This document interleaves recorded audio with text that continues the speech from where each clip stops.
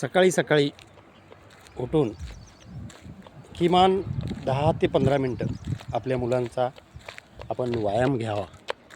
त्याचा सर्वांगीण अर्थातच शारीरिक मानसिक विकास होण्यासाठी, योग्य अशी वाढ होण्यासाठी त्याचा व्यायाम होणं गरजेचं आहे. बघा, मुलं असंही कुठल्याही गोष्टीसोबत खेळतात, सतत ते धडपडतात, प्रचंड अशी ऊर्जा उत्साह त्यांच्यात अंगी असते. परंतु सध्याच्या या स्पर्धेच्या युगात शाळेमुळं म्हणा, अभ्यासामुळं म्हणा, ट्युशन म्हणा, सोबतच आजच्या घडीला वाढत चाललेली मोबाईलची व्यसनं किंवा कंटिन्यू मोबाईलवर बसल्यामुळं पळपळ काय करत नाही ते मोबाईलमुळं मुलं तासनतास मोबाईल बघत आहेत, ज्याचा परिणाम त्याच्या शारीरिक वाढीवर, बौद्धिक वाढीवर सुद्धा होतो आहे. त्यासाठी प्रत्येक पालकांनी आपला वेळ आपल्या मुलांसाठी काढणं गरजेचं आहे. खरं तर आपण आपल्या मुलांसाठीच धडपडत असतो, जगत असतो. त्याच्या जीवनात तो यशस्वी व्हावा, स्वतःच्या पायावर उभा व्हावा, या हेतूनं आपण काम करत असतो. परंतु आपल्या उदरनिर्वाहासाठी आपण धडपडायला काय हरकत नाही, म्हणजे तो नैसर्गिक आपला भाग आहे. पण या मुलांच्या सर्वांगीण विकासासाठी आपल्यालाही प्रयत्न करणं, त्याला वेळ देणं हे महत्त्वाचं समजावं. आपल्याला वाटतं मुलं आपण कामात व्यस्त आहोत, मुलं आपले खेळतील, अभ्यास करतील, परंतु तसं नसते. आजच्या या युगात मुलं डिस्ट्रॅक्ट अर्थातच आपल्या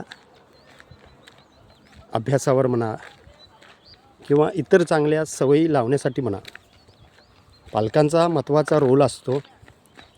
जर पालकांनीच त्याच्याकडे दुर्लक्ष केलं किंवा अवधानाने म्हणा किंवा गैरसमजुतीमुळे म्हणा, अज्ञानामुळं म्हणा, जर आपण आपल्या मुलांकडं लक्ष नाही दिलं तर मुलांची योग्य अशी वाढ खुंटतं. मुलं तसं हातात पडेल त्या वस्तूसोबत खेळत असतात, रमत असतात. परंतु सध्याला आज प्रत्येक पालकाकडं, मग ते आई असो की वडील असो, दोघांकडंही मोबाईल आहे. कोणीतरी एक जण घरी असतो, तेव्हा आई कामात असेल तर ते मूल आपल्या आईचा मोबाईल घेते. बाबा घरी आले तर बाबाकडून मोबाईल घेते. पालकांनाही वाटतं की बाबा दिवसभर यानं मोबाईल बघितला नसेल, म्हणून ते बेझिचकपणे त्याला मोबाईल देतात. तेव्हा आपल्याला एक आव्हान आहे की सकाळी किमान 10 ते 15 मिनिट जरी त्याच्या शारीरिक वाढीसाठी त्याला छोटे छोटे योगासनं असो, कवायती असो, सूर्यनमस्कार असो, स्ट्रेचिंग असो किंवा असं धावण्याचं जरी शिकवलं किंवा त्याच्यासोबत जरी राहिले, त्याला नक्कीच तिकडं नको, बरं जा जा आता जा जा जा जा त्याला बघा, आता ट्रॅक सोडून कधी कधी मुलं असे जातात, त्याला नवीन काहीतरी करण्याची मनोमन इच्छा निर्माण होते. आता हे सिमेंटचा एकदम सपाट रोड असताना सुद्धा त्याला असं नवीन काहीतरी करावं, नवीन दिशेनं काहीतरी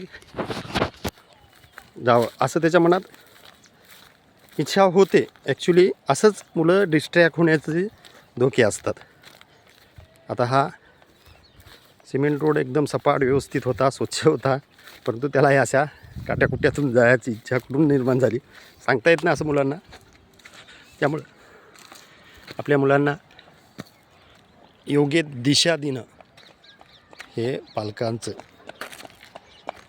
कर्तव्य आहे. तुम्ही फक्त त्याच्यासाठी राबणं महत्त्वाचं नाही, त्याला शाळेत टाकून, ट्युशनला टाकून किंवा त्याच्या हातात मोबाईल देऊन त्याचा योग्य असा सर्वांगीण व्यक्तिमत्वाचा विकास घडून येत नाही. यात प्रत्यक्षरित्या पालकांनी ध्यान द्यावं, नाहीतर ते डिस्ट्रॅक्ट होतात, डिस्टर्ब होतात किंवा त्यांना त्याच्या जीवनाचं गांभीर्य लक्षात येत नाही. बसाल तिकडं नको आता, इकडूनच जा, मेन रोडनंच जा. ऐकी असं. धन्यवाद.